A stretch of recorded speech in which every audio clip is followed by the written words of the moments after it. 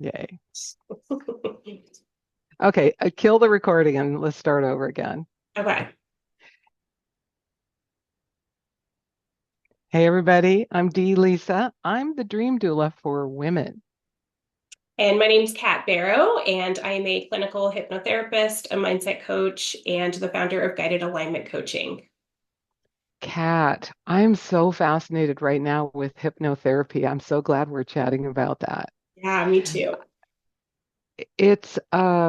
It used to seem so weird and odd, and you probably seen people, magicians do tricks and make people quack like ducks, but that is not Yeah. what hypnotherapy is about in the clinical setting or in the coaching setting. Yes. So tell me more about well, first of all, tell the listeners what kind of work you love to do and what kind of clients you love to help. And then we'll get into talking about hypnosis. Yeah, absolutely. So I work primarily with anxious mothers, typically women who feel very overwhelmed and stressed, have a hard time kind of like juggling work and personal life, really feel like they're not showing up for their families or their kids. They're just not as present and feeling really unfulfilled. Those are kind of my people. Okay, I have a question. Yeah, Are there any moms who don't feel that way? that's a good question. I think there are, but I think it takes a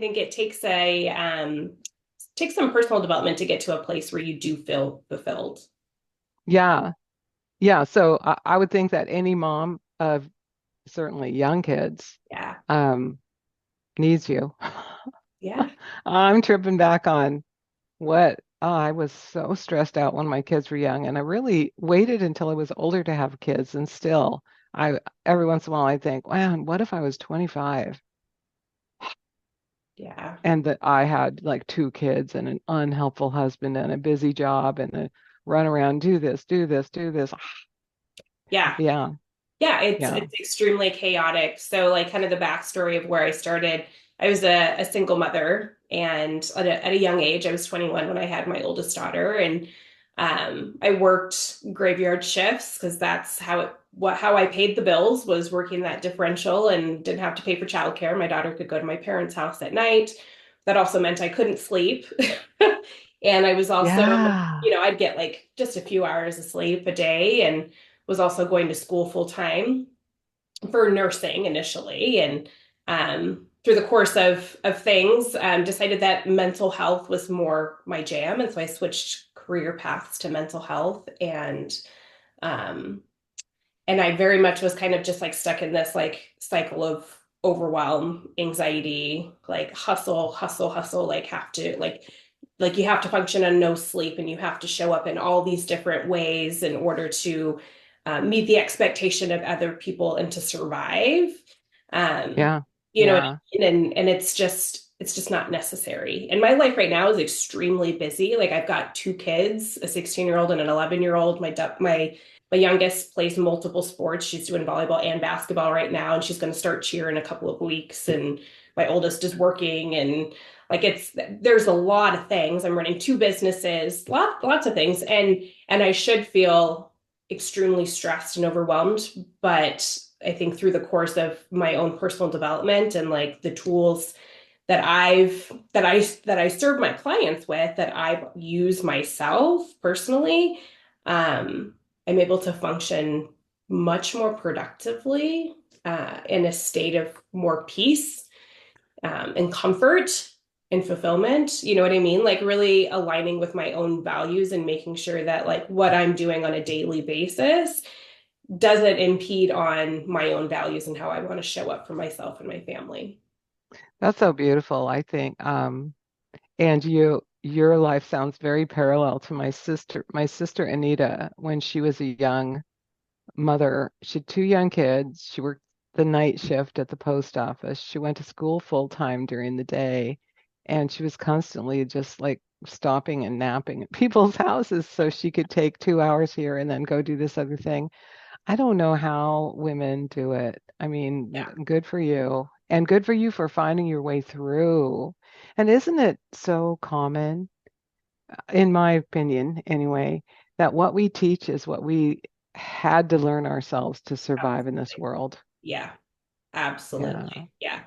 Yeah, well, I mean, and I used to suffer from panic attacks, and it kind of started during the pandemic. I always Mm. had anxiety and like social anxiety, but during the pandemic, started suffering from panic attacks, and literally thought I was like dying. I'd never had a legit panic attack before, and during one panic attack, had actually been called EMS and traumatized my whole family because I thought I was dying.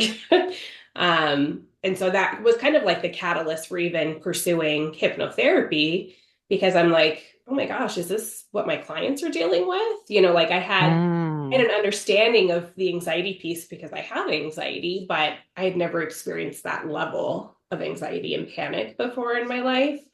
Um, so I started pursuing like other trainings. I'm like, okay, there's got to be something else out there that can help with anxiety and like stress management and overwhelm. Like, what can I do to support my clients, but also twofold help myself as a mom to be able to show up, you know, in a more present way where I'm not just like constantly on edge. So yeah, I did a couple of different certification programs with hypnotherapy, and kind of created my own framework within that, and some other trainings as a therapist. And where I used to see clients on my caseload for years, now it's like maybe 2 to 3 months.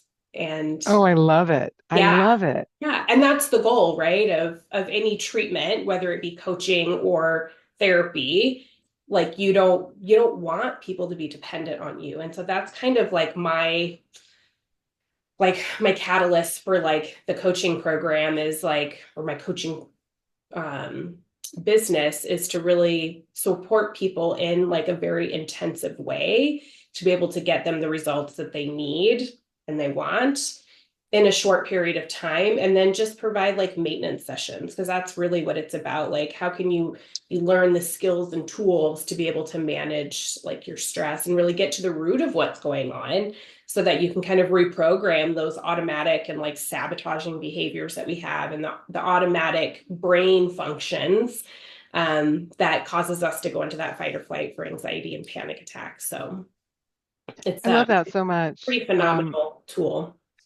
I love two things come to mind when you say that. One, I had a friend who went to therapy for over 25 years with Yeah. the same therapist, and then the therapist retired. And I'm like, 25 years? Like you didn't get it after that? I mean, um, and I think that there's an old therapeutic method where, come and talk to me once or two or three times a week for the rest of your life. See you, bye. But then what happens to those people who have been relying on a person to talk to, and that person does eventually move on, retire, Yeah. stop doing it, and then they're lost, I think, until they find another person. Right. Yeah. It becomes kind of like a codependent relationship.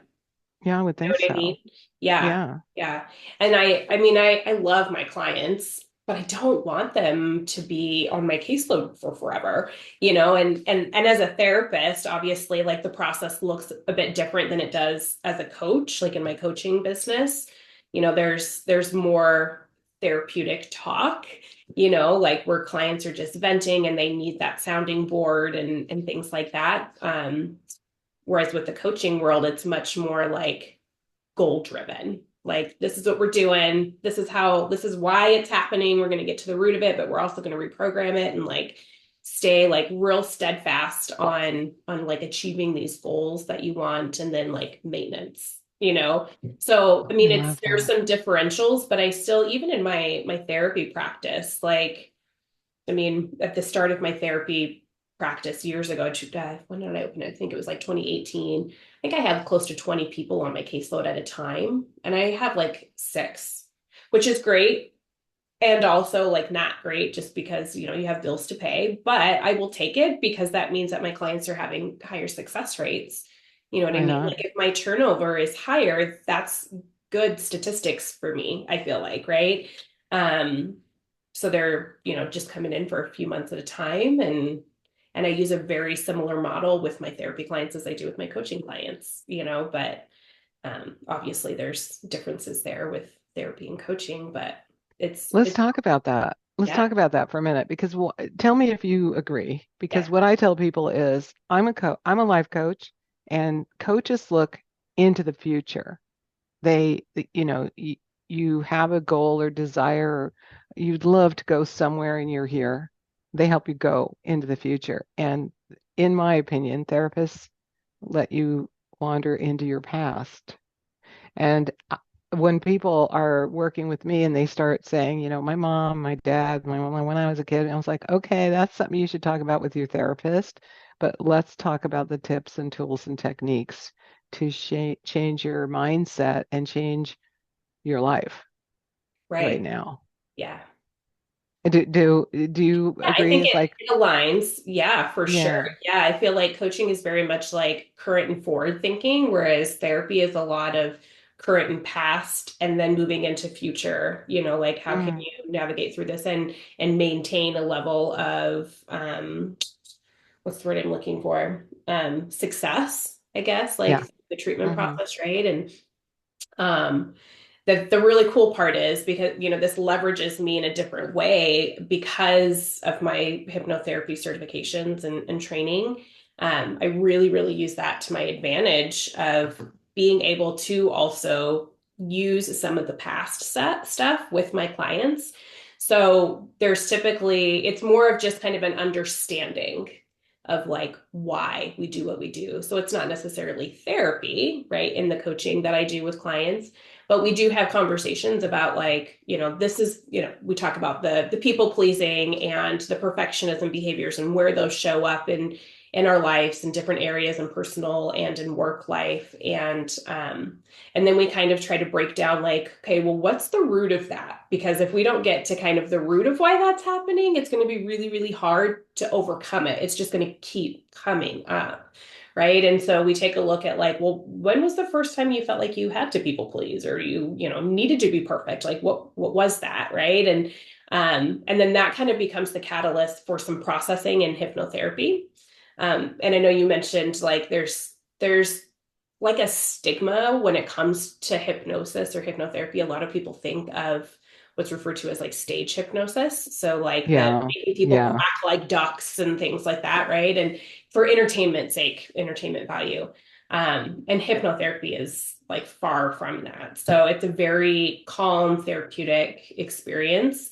Um, where you're accessing the subconscious mind, and the subconscious mind is what holds like 60-70% of like our memories, our belief systems, like the root of who we are and what we do and how we think. Like it's all right there in the subconscious part of our brain, and we can't access that in talk therapy, right? And in just conversations in general, we can't access that typically. So the really beautiful part about hypnotherapy is that we're able to tap into that part of our brain. And yeah. I just love that work because it's ever changing. Everybody's a little different. Sometimes I'm like, oh, I feel like I know where this is going, but it's always different. It can be Ooh, ooh. yeah, Now, maybe you can't share any particular stories or like take the names out, but yeah. can you tell me, because I'm so curious, has anything happened in hypnosis with your one of your clients that was a total surprise to both you and the client? And what Yeah. would it be? Yeah. So one thing that comes up for me specifically, so I had a client who was really struggling with anxiety and depression and infertility and just feelings of like worthlessness or Mm, worthlessness, excuse me, and not feeling good enough in all her relationships and things. And we had done a few hypnosis sessions, had done a handful of other, coaching sessions. And I remember there was a day that she had come in and she was like super giddy. She had, already kind of started feeling better, not as anxious, like depression was like decreased significantly. And she came in and was like, Kat, I just took a test and I found out I'm pregnant. I have an appointment next week. And I was like, this is okay. phenomenal. So there's if you don't know a whole lot about like just the way, I mean, I'm sure you probably do, but listeners, if you don't know kind of like the correlation between like mental health and physical health, it's definitely worth looking into. And so stress and trauma, we actually hold trauma in the cells of our body, and it can impact our digestive system, our immune health, our ability to conceive. I mean, just Hmm. so many interesting factors. I've had, not personally, but a hypnotherapist that I had worked with in the past. Um, she had worked with some kids, multiple, that had severe like peanut allergies. And after doing some hypnosis with them specific to allergies, they no longer have these allergies. Like, I mean, hypnosis can That's be used for amazing. so many cool things. So just the processing of different traumas, and a lot of times it's things that we don't realize, like it might be a situation from childhood where maybe we got hurt and mom gave brother more attention than she did us, right? Or we ask a parent to play with us and the parent is busy on the phone or working or finishing up dinner or something, right? And mom says, "Oh, I don't have time to play with you," right? Well, the intention may not be poor, it may not be bad or to hurt feelings, right? But as kids, like we interpret things so differently, and any interaction we have, we make a meaning about ourselves, right? And so even just a small interaction like that could cause the child to feel like they're not good enough, right? Like mom doesn't want to play with me, she's always too busy. That means I'm not good enough. So, and if I'm not good enough, then what? Right? Then that means that I have to try really, really hard to impress my mom. I have to do XYZ to be perfect. Right. That's where a lot of the like people pleasing and perfectionism comes in. So when we like open up the subconscious mind to see those experiences from our childhood, typically childhood, um, it really helped with like the reprogramming of those behaviors and those belief systems, those core beliefs that we have about ourselves. And we have these really big like aha moments of like, holy shit, I can't believe I was acting this way. I can't believe I've been trying to people please. Like I now I understand why I put these different boundaries up, or I understand why I do, you know what I mean? Like it's just these Yes. really big aha moments. And so And it's don't you think that the major paradigm in the human reality is that almost everyone has this? I'm yeah, not good enough, or absolutely. I'm somehow flawed. Yeah. And we all got it from some mistaken understanding, like what you just explained. Yeah. Maybe it was benign, but Yeah. as our little children mind made up, the meaning was I'm not good enough, or I'm not smart enough, or I'm not trying hard enough, or whatever that message is. And when you see yourself as a little tiny tyke, and maybe you do this, I don't know if you do visualization when you're in I the do. meditations, but you see yourself as a little tiny tyke and you have so much compassion for that little tiny person. Yeah. And here you are, an adult, multiple decades later, still acting like that little tiny person trying to get some love, right? Exactly. Yes, Oh, absolutely. And that's a huge component of that hypnotherapy process. Like mm, a big part of it is healing that inner child. And I do a lot of like visualization of showing up as like your highest self. Like, how do you align with the highest, most wisest version, adult version of yourself, and show up and like visualize and do some of that like inner child healing, right? So that mm, that child part of you no longer feels like she needs to people please. She no longer feels like she needs to be perfect, and she recognizes her worth, right? And because of the way the brain functions and the waves, the alpha waves that your brain is in, your brain can't actually tell the difference, even though logically you know that you're like awake and this is not actually happening. Because your brain is in those alpha waves, it doesn't realize that, and it perceives it as being like a real event, right? And so you're actually legit reprogramming your brain in that experience, which is super, super cool. So you're doing like that deep inner child healing, right?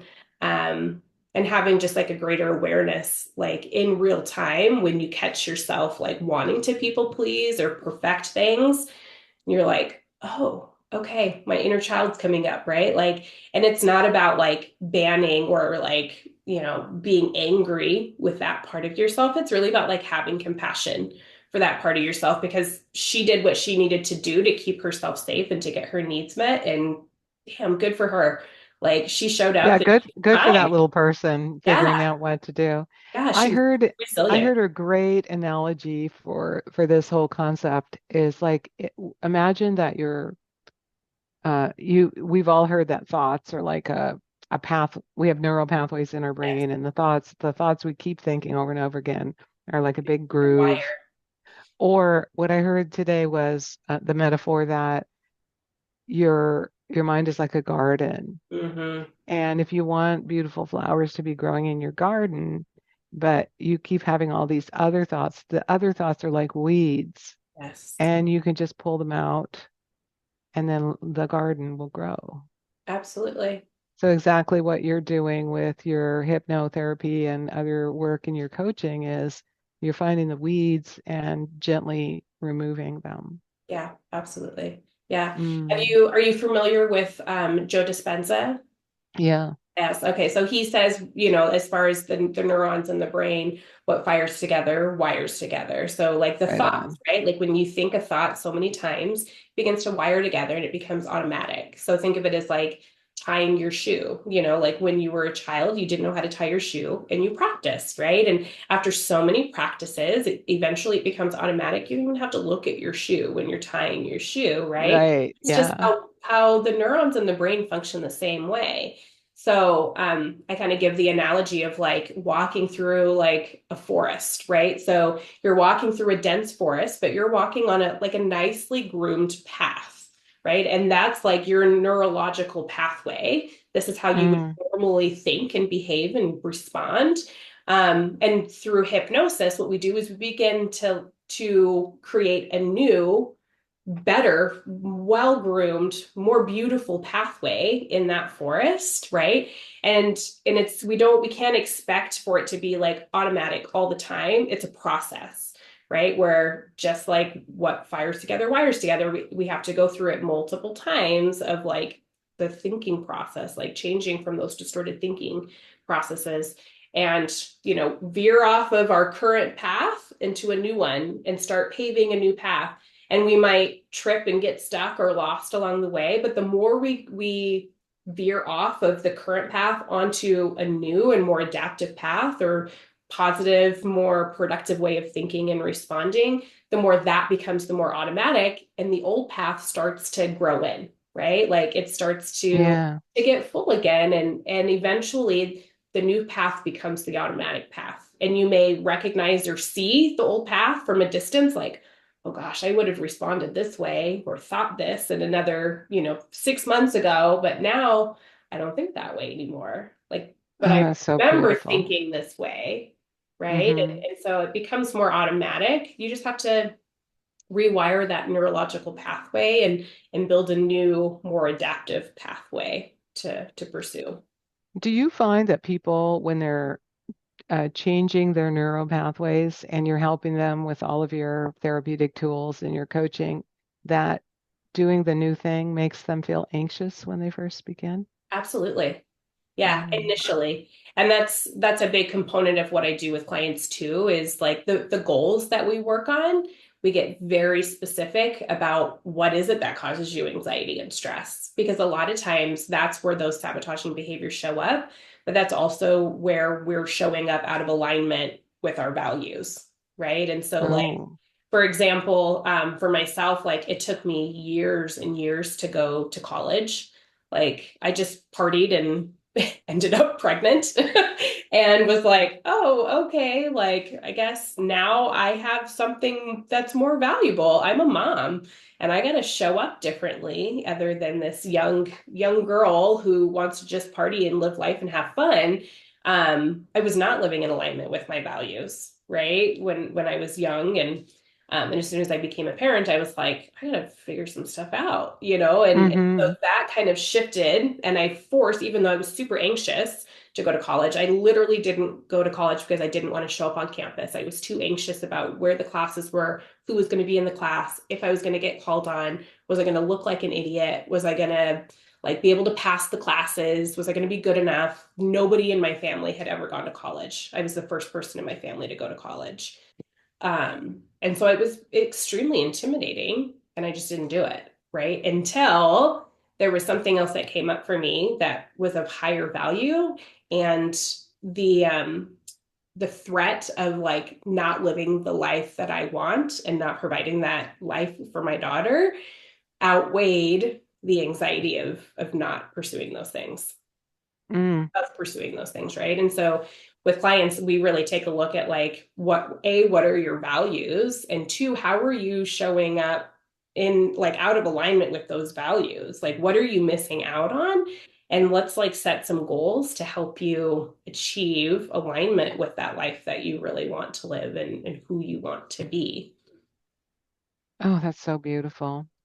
And how do you get people to really tell you their their true goals and desires? Because sometimes they might say they want one thing, but they really don't. That's a good question. Yeah. So I a lot of times will link it back to feeling. A lot of times Hmm. it's sometimes people have a really hard time articulating or figuring out like what are my goals? Like I have no freaking idea what my goal is. And a lot of the Hmm. women that come in to see me, um, they are so overwhelmed and stressed that they don't even know where to start. They feel very stuck, right? And so a part of that is like, okay, well, let's not look at like a specific goal in mind necessarily, like a task or accomplishment, but let's maybe look at like how would you prefer to feel?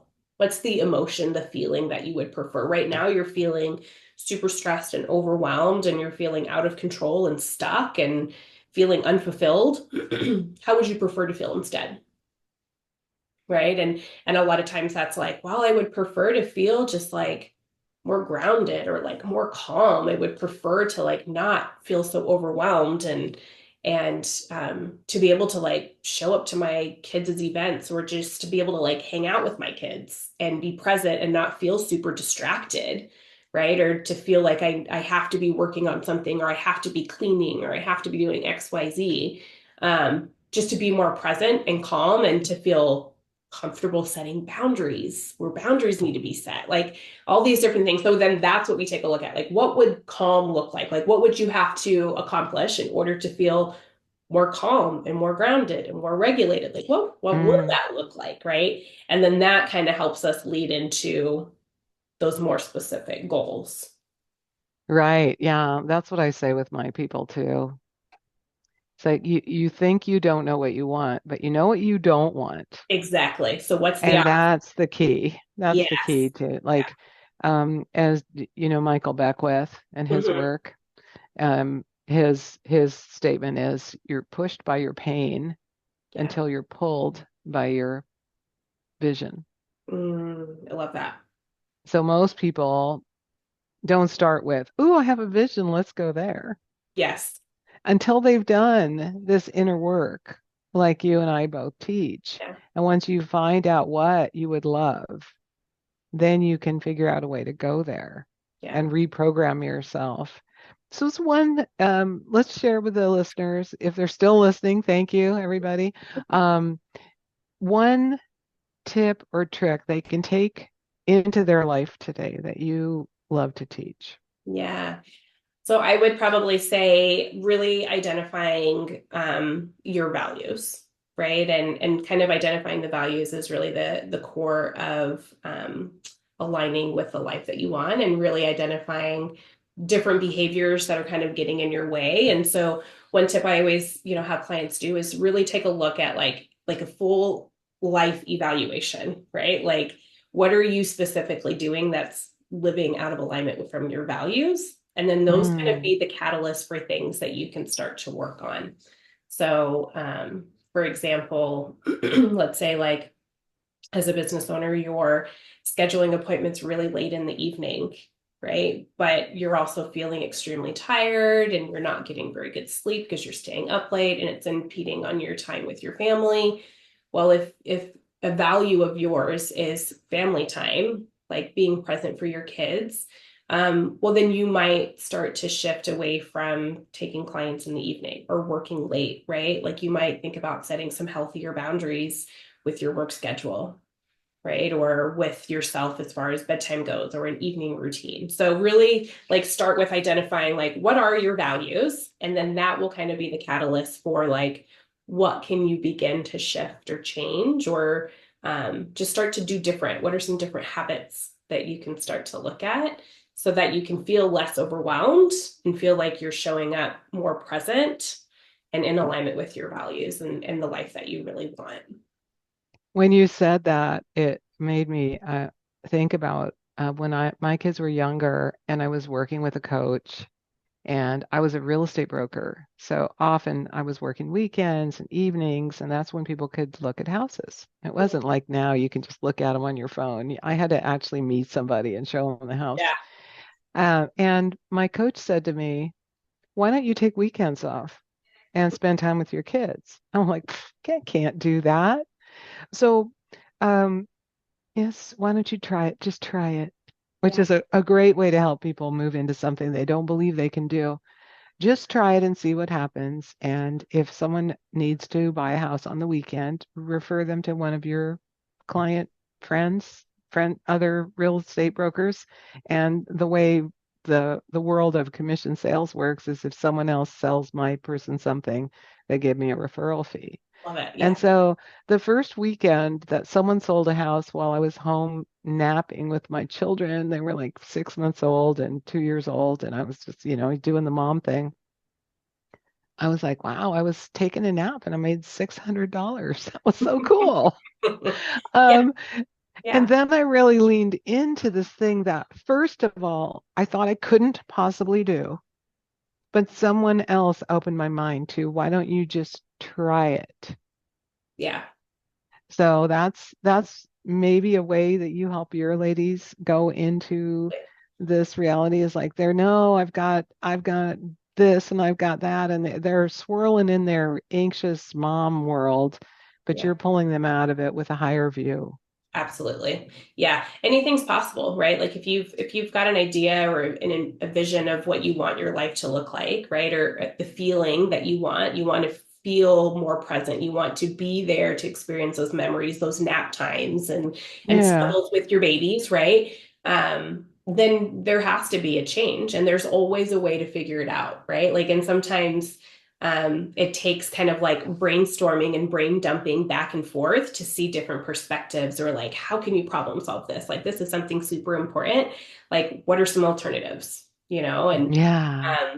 and that's where it's super helpful just to have somebody else to kind of go back and forth with that can give you those alternative perspectives and ideas and different tools and tricks to try to like really prioritize the things that are most important to you and how you can make that part of your life, right? Where it doesn't feel so uncomfortable. Like it might feel anxious, like you said, might feel anxious in the beginning, but that's because it's valuable, right? So if you're having a hard time identifying what's valuable, think about where your anxiety and your stress is the highest, right? For you, one, it sounds like the financial stuff was super valuable and a priority, but also too, just like showing up for your kids and being a Yeah. mom, right? And Yeah. so where can you find the balance in that? And it sounds like you did an amazing job of that, even though it was like kind of I was scary like, oh, in the I was so beginning. resistant. I was like, that Right. is not how it works. What are you Yeah. talking about? Right. Because Uh, traditionally we have to work hard, we have to hustle, we have to do all the things, but we don't actually have to do that. There's a way around it.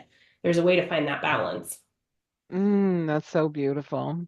Well, can you tell me one really beautiful client success story? And that's how we'll end our chat today. Like where you took someone from here and now they're here. Yeah, yeah.